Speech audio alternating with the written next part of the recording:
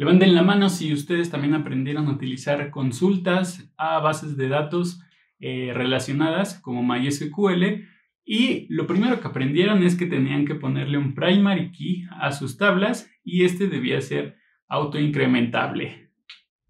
Pero se han preguntado si hay alguna forma adicional de poner un ID único a cada una de las filas de datos que vamos insertando en nuestras tablas.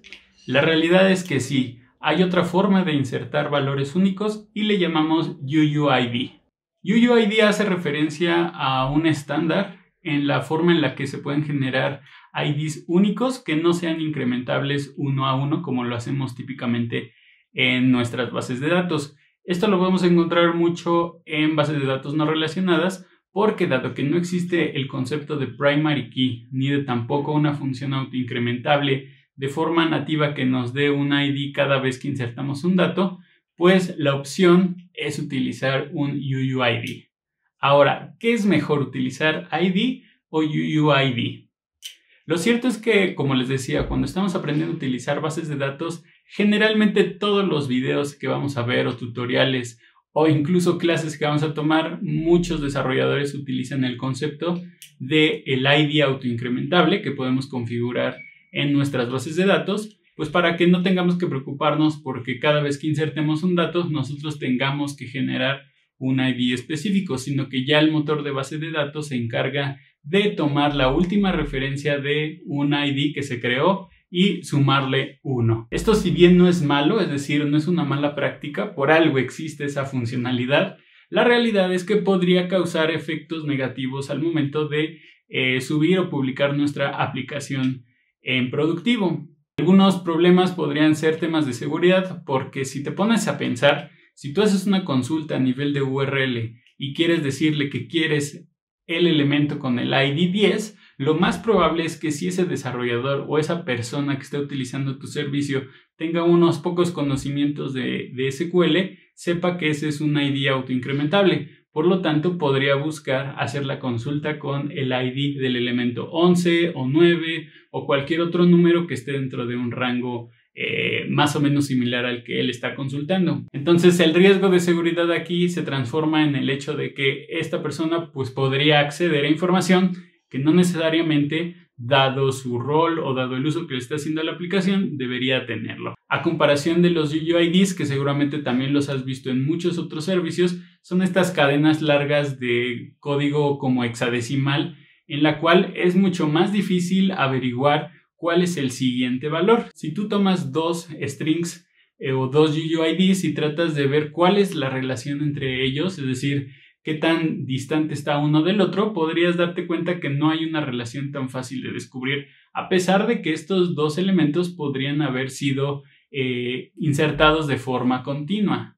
Pero bueno, vamos a ver un ejemplo, sobre todo para que vean cómo podemos crear UUIDs en MySQL y sobre todo puedan ver cuál es la diferencia entre utilizarlos así o solamente declarar nuestras tablas con el ID autoincrement. Lo primero que vamos a hacer va a ser un ejemplo sencillo. Aquí estoy en mi consola de MySQL y lo que voy a hacer es crear una tabla que se llame users, en donde voy a colocar un ID y un nombre. Este ID va a ser un primary key y va a ser de tipo entero autoincrement.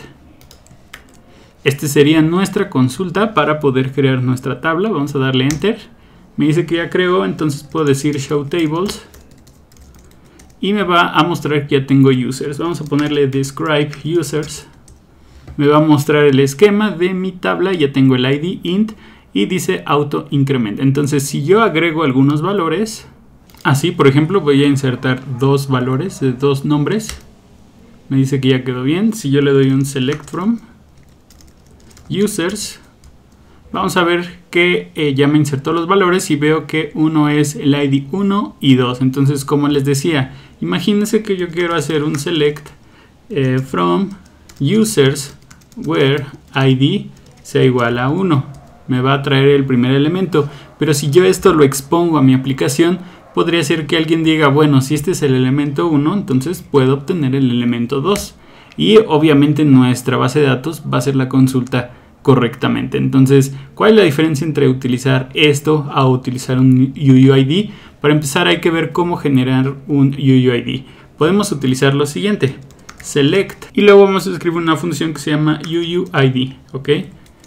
Si nosotros ejecutamos esta consulta, vamos a ver que nos acaba de generar un UUID, un ID específico, y si lo volvemos a correr, debería ser totalmente diferente. Vean que este ID se genera con base en el tiempo o el timestamp del servidor. Entonces vemos que a pesar de que a lo mejor al final se parece mucho, eventualmente el ID no corresponde en el inicio, ¿no? Entonces, como les decía, muchas veces con tener un ID autoincrementable, como en el caso inicial, pues podemos ver que podemos obtener el siguiente elemento simplemente haciendo una iteración del siguiente valor. Un UUID, lo que tenemos es esta cadena de string, lo cual nos permite no solamente tener más valores disponibles de forma inmediata, es decir, no tenemos el valor 1 o el 2, sino tenemos un string bastante largo con el cual es más difícil adivinar cuál va a ser el siguiente valor.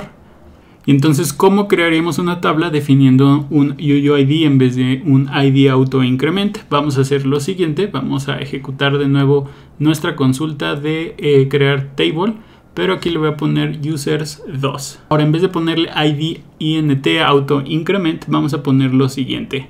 Vamos a colocar que va a ser de tipo binary nuestro campo y de 16 bytes. Va a seguir siendo un primary key y todo lo demás lo vamos a dejar igual. Se creó correctamente. Vamos a ponerle describe users 2.